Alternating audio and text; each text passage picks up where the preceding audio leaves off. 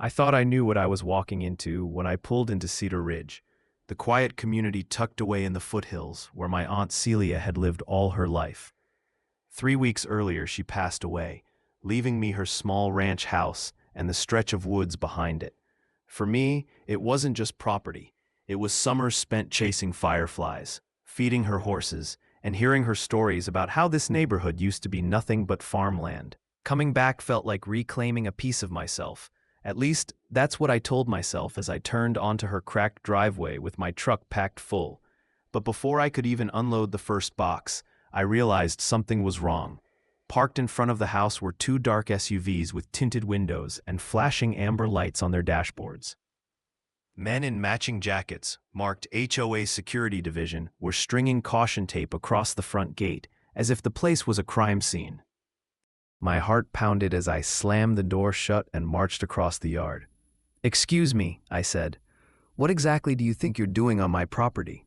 The tallest one, a heavy-set man with a buzz cut and mirrored sunglasses, stepped forward. "This residence has been flagged for compliance review," he said in a rehearsed tone. "Please remain outside the perimeter until the chairwoman arrives." Before I could demand answers, a woman appeared from the SUV. Slim, sharp-featured, dressed in a tailored blazer with a badge clipped to her lapel that read HOA President Marla Gray. She carried a clipboard like it was a weapon. "Mr. Alvarez, I presume," she said crisply. "I'm here on behalf of the Cedar Ridge Homeowners Association. This property has multiple violations, structural hazards, unpermitted modifications, environmental risks. It is unsafe in its current state." Her words carried an authority that made my stomach twist, but something about the way she rattled off codes and numbers didn't feel right. She listed supposed infractions that couldn't possibly be visible from the street, including issues in the basement. My aunt had been fiercely private. No one besides family ever went down there. How would this stranger know? I told her firmly that I was the legal heir, that I'd just come from the county office where her name never appeared on anything. Marla's expression didn't flicker. "Our covenants supersede county oversight," she said smoothly. "If you cooperate, remediation will be straightforward. Otherwise, we'll be forced to escalate." The next morning, I found a packet slipped under my door.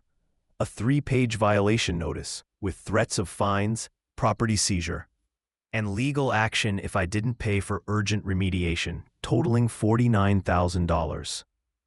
Attached were photographs of my house, taken from angles that could only be shot inside. Someone had broken in to stage evidence. Shaken, I dug through my aunt's belongings. In her desk, I found a battered folder labeled Community Watch. Inside were handwritten notes in her neat cursive, dates, names, sketches of license plates, clippings about residents being pressured into paying thousands for bogus improvements. Photos of Marla meeting men in business suits at odd hours. At the back was a business card for Summit Ridge Development LLC, with notes scribbled: "Acquisition timeline, force compliance, protect Mateo." My throat tightened. She had been investigating something, and she'd wanted to protect me. As I flipped through, I discovered a deed that stunned me. The property she left me wasn't just the ranch house and the woods behind it. It covered nearly 120 acres, including much of the land under the surrounding homes. These families thought they owned their lots, but legally my aunt still held title to the ground itself. By inheriting her estate, I now owned it all. Suddenly, everything clicked. Marla's fake HOA wasn't about paint colors or lawn heights. She was laying groundwork for a development company that wanted the land. If they could push me into debt or scare me into selling, Summit Ridge would snatch up acres of prime real estate for pennies. The harassment escalated quickly. Survey stakes appeared around my yard overnight, bright orange flags stabbing into the soil. The same HOA security man, later I learned his name was Clayton, stood guard at the entrance, blocking deliveries, claiming the road was under assessment. Neighbors began avoiding me, whispering when I passed. On the community message board, anonymous posts accused me of plotting to bulldoze homes to build a strip mall. One evening, as I sat on the porch with a cold beer trying to calm my nerves, my neighbor, Laura Bennett, approached nervously. She worked as an insurance adjuster and had always seemed kind. "Matteo," she whispered, glancing around. "I think I messed up. Marla asked me to provide financial profiles of everyone here. She said it was for planning fees. I thought I was helping, but now I realize she's using it to figure out who can't afford to fight back." Her hands shook as she handed me a folder filled with spreadsheets. Residents' mortgage balances, credit scores, even medical debts. My stomach dropped. This wasn't community management, it was targeted extortion. I confronted Marla the next day.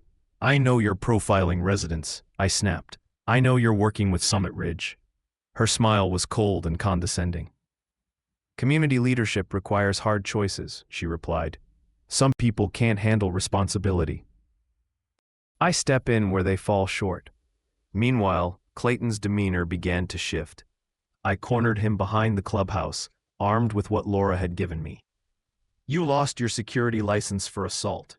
You have no authority here," I told him. His face paled. "Marla gave me a place to stay," he muttered. "I owe her everything. Without her, I'd be back on the street." His voice cracked with something between shame and loyalty. It was clear she'd preyed on his vulnerability, twisting gratitude into obedience. Still, guilt gnawed at him. Weeks later, he slipped me a USB drive. On it were encrypted messages between Marla and Summit Ridge executives, laying out a timeline. Acquire Alvarez property within 6 months. Transition community. Projected profits, $38 million. One line chilled me. Alternative solutions may be necessary if subject resists. That same night, Clayton admitted he had driven Marla to visit my aunt days before her sudden heart attack. He overheard their argument about property rights, Marla furious that Aunt Celia wouldn't agree to sell. A week later she was gone, though she'd been healthy and active for her age. The implication was too terrible to ignore. Armed with evidence, I called an emergency community meeting. Word spread quickly, the room filled with anxious families clutching each other's hands. Marla stood at the front, projecting calm authority. "Neighbors, we face a serious threat," she announced. "Mr. Alvarez inherited a property and is destabilizing our community with reckless claims. If we don't act, our home values will collapse." Murmurs of fear rippled through the crowd. I stood, my heart hammering, and laid out the documents one by one. Forged violation notices, survey maps tied to Summit Ridge, the deed proving my land extended under their homes. Then Clayton, voice trembling, stepped forward. "She manipulated me," he confessed. "She has master keys to every house. She told me to intimidate anyone who questioned her, and she fought with Celia the week before she died." Gasps filled the room. Marla's mask cracked. "You think this child can protect you?" she shrieked, pointing at me. "Without me, you'd be lost. Property values would plummet. Crime would run rampant. I built this community." Her voice rose into a manic scream, the calm veneer gone. Families recoiled as she ranted, demanding gratitude for threats she herself had created. I held up the deed. "You never owned the land. None of you did. My aunt did, and now I do. But I'm not here to evict anyone. I'm here to tell the truth. Marla has been conspiring to sell your homes from under you." Clayton squared his shoulders. "I won't be your bully anymore," he told her firmly. "These people deserve better." His defiance shattered the last of her control. Chaos erupted as deputies, called by Laura with the evidence I'd gathered, entered the hall. They placed Marla in handcuffs while she screamed. Nathaniel Alvarez got what he deserved for interfering. "And you'll get worse." A slip that confirmed everything we feared about my aunt's death. The investigation that followed was long and painful. Summit Ridge executives faced charges of fraud and conspiracy. Marla pled guilty to extortion and illegal surveillance, though prosecutors struggled to prove murder. Clayton received probation in exchange for his testimony, and the residents finally understood the truth. Their mortgages were tied to houses built on land they didn't actually own. I chose not to evict anyone.